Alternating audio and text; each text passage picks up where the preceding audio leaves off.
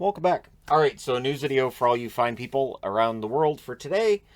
And we'll start things off with the 3 stars of the week. The first star in the NHL this week, Gabriel Landeskog of the Colorado Avalanche. The second star, UC Saros of the Nashville Predators, who had a fantastic week. I might have given him first star, but whatever.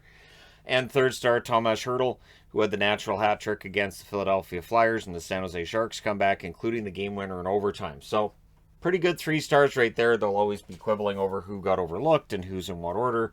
But there you go. NHL's 3 stars of the week.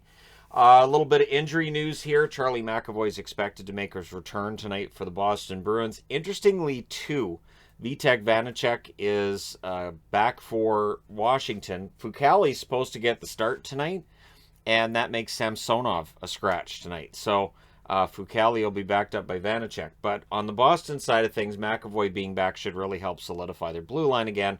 When he's out of the lineup, you can see it. It's respectable when they get wins without him, but it's much easier when he's in the lineup. Sean Couturier out at least a week with an upper body injury. It's one of those things where they're not really saying a whole lot other than, well, we know he's going to miss this week. And just not much else being said. The news, though, for Morin is much worse, as Coach Mike Yeo says that he's likely done for the season. Morin, at 26 years of age, we'll see what happens from here. Does he stay in Philadelphia next year? Does he end up somewhere else? And at what point, with all these injuries mounting for him, does it end up meaning that he's done at the National Hockey League level? So I wish the best for Morin, but, again, the NHL is a league of prospects, young players, and all that. And so since Morin doesn't quite fit into that category and all of that, we'll see what happens. But I do wish him the best. I really do. It's been a tough go for him.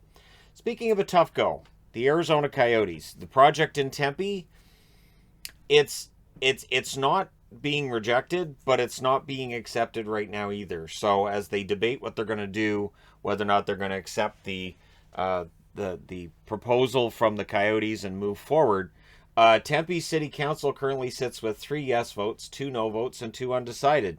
So Tempe City Council reminding me of Glendale City Council many years gone by, and it's the same arguments, really, where the negative news regarding the organization, their taxes, their bills, and all that has been weighing on the minds of the city council, that they're thinking, well, if this is out there now, what's to stop it from continuing if we approve this project, the $1.7 billion project that it is. The private financing side of it, they also have some concerns, as the investors in said project are unknown. The other concern they have, though, is, so if they reject it, if they just say, you know what, we're not going to put the building where they want it, the Coyotes could negotiate a deal to put it on reservation land, which means that it would be right on the border of Tempe. And so you'd still get the traffic, you'd still get all the headaches, but you wouldn't get any of the revenues and city taxes from that. So they have, it's not as simple as just saying, well, we don't agree with this, so we're just going to say no.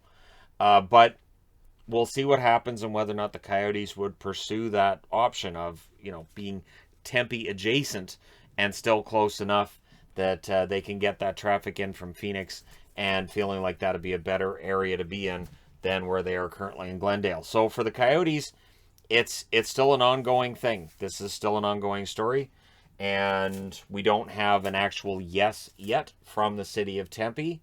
I think we get there, but we'll see, right? Because when you've got 3-2 and 2 undecided, it really could swing either way.